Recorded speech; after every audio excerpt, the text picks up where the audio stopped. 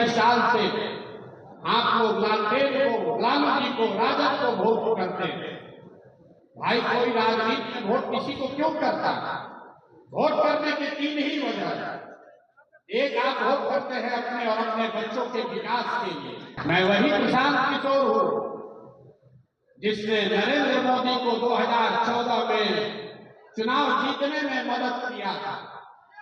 उस नजरिए से यहां बैठे हुए बहुत सारे मुसलमान भाई ये कह सकते हैं कि जिस लड़के ने, जिस शख्स ने नरेंद्र मोदी की मदद की है उसके साथ उसको अपना साथी बनाकर कैसे चले। बात तो ठीक है, मोदी को हमने बनाया नहीं है, लेकिन वहां पहुंचने में अपना कंधा जरूर लगाया है।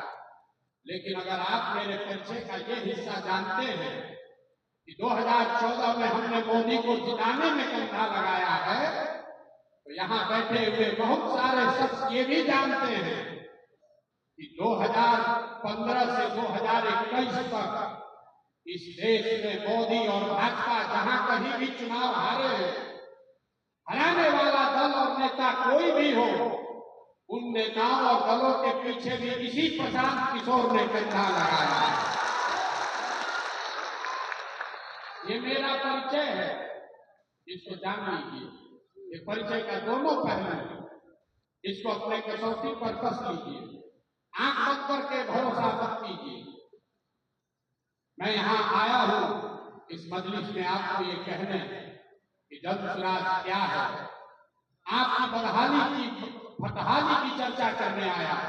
उसके कारण बताऊंगा, लेकिन उसके साथ साथ आपको उससे निकलने का रास्ता भी दिखाऊंगा। अगर आपको वो समझ में आए तो आप बिल्कुल इसको अपनाइए, न समझ में आए तो आपसे मेरा कोई शिकवा शिकायत नहीं है। ये वोट मांगने का अभियान नहीं है। मुझे कुछ साथियों ने कहा है कि ये जब आप कहते हैं कि मुझे मुसलमानों का वोट नहीं चाहिए तो मुसलमानों को बहुत बुरा लगता है। हम फिर से दोहरा रहे हैं, मेरे भाई, मुझे आपका वोट नहीं चाहिए, मुझे आपकी दुआ चाहिए, इसलिए यहां आए। वोट देने वाले तो तमाम देश में बैठे हुए, हम आपकी दुआ लेने आए और आपकी दुआ से बिहार में वो व्यवस्था बनाएंगे कि जो चीज आप वर्षों से, दशकों से अपने बच्चों के लिए करना चाहते हैं वो करके आपको दिखाया जाएगा। और एक और भरोसा रखिए, जो लोग भी प्रशांत किशोर को जानते हैं, अगर हमने आपकी मदद से, आपकी दुआओं से बिहार में ये व्यवस्था बना दी तो लिख के रखिए, ये बिहार से शुरू हो रहा है लेकिन बिहार में रुकेगा नहीं, ये रुकने वाला नहीं है। इसलिए आपको आज दावत देकर बुलाया। सबसे पहले ये आप समझिए कि मुसलमानों की इतनी दुर्दशा है कि जो आदमी जो वक्ता खड़ा होता है, तकरीर करता है, वो यही बताता है मुसलमानों को किसने ठगा, मुसलमानों को सबने ठगा, हम लोग की हालत बहुत खराब है, कैसे इससे बाहर निकले।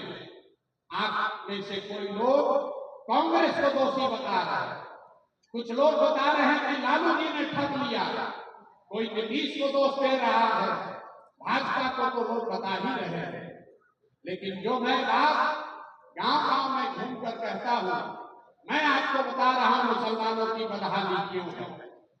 मुसलमानों की ये बदहाली इसलिए है कि आपके कौम में पैगंबर साहब ने बताया कि जिस कौम को अपने रहनुमाओं की समझ न हो उसके ऊपर जालिम हुक्मरानों को मुसल्लत कर दिया जाता है। ये हम नहीं कह रहे। 35 साल से आप लोग लालटेन को, लालू जी को, राजद को वोट करते हैं। भाई कोई राजनीति में वोट किसी को क्यों करता? वोट करने की 3 ही वजह। एक, आप वोट करते हैं अपने और अपने बच्चों के विकास के लिए। दूसरा, आप वोट करते हैं अपनी राजनीतिक भागीदारी के लिए। तीसरा, आप वोट करते हैं अपने राजनीतिक विरोधी को हराने के लिए। आप छोड़िए जल्द स्वराज की बात, आप इन तीनों पैमानों पर अपने 30 वर्ष के निर्णयों को कसकर देखिए, विकास आपको मिला नहीं।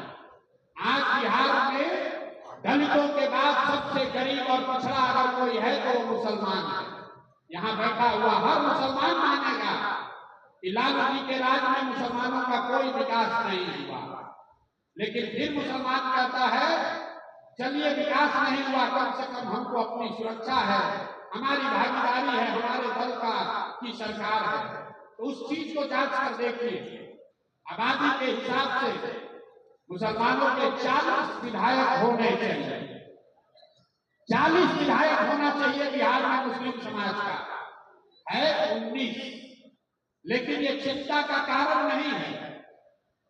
ये आपको चिंता का कारण लगता है कि मुसलमानों के विधायक 40 नहीं है। वो इसलिए नहीं है कि दल वाले आपको टिकट नहीं देते। चिंता का कारण क्या है ये मैं आपको अभी बताता हूं। बिहार में आबादी के हिसाब से 1650 के आसपास मुखिया और सरपंच होने चाहिए। लेकिन बिहार में 1200 से कम मुखिया ही मुस्लिम समाज के हैं। बिहार में आबादी के हिसाब से 27,500 वार्ड सदस्य मुस्लिम होने चाहिए, हैं 11,000 से कम। ऐसा क्यों है? वहां पर आपको आबादी का टिकट का इंतजार नहीं करना। ये आंकड़ा बता रहा है कि कहीं न कहीं मुस्लिम समाज में राजनीति को लेकर जो जागरूकता होनी चाहिए वो खत्म हो गई। ये सबसे बड़ा नुकसान आपको राजनीति ने किया। आपको विकास दिया या न दिया, आपको ये राजनीतिक मानसिक गुलामी दे दी, जिसमें ये बता दिया कि अगर जीवन में आगे बढ़ना है तो राजनीति हमको करने दो, हमारा झंडा लेकर पीछे जीवन भर चलते हैं। इसीलिए आपके बच्चे विधायक छोड़ोगे, वो वार्ड सदस्य और मुखिया का चुनाव भी लड़ने का हिम्मत नहीं जुटा रहा। तो विकास आपको मिला नहीं, भागीदारी आपके पास है नहीं। सब सुनने के बाद भी मुसलमान कहता है चलिए कम से कम भाजपा को हरा दीजिए, हम लोग उसी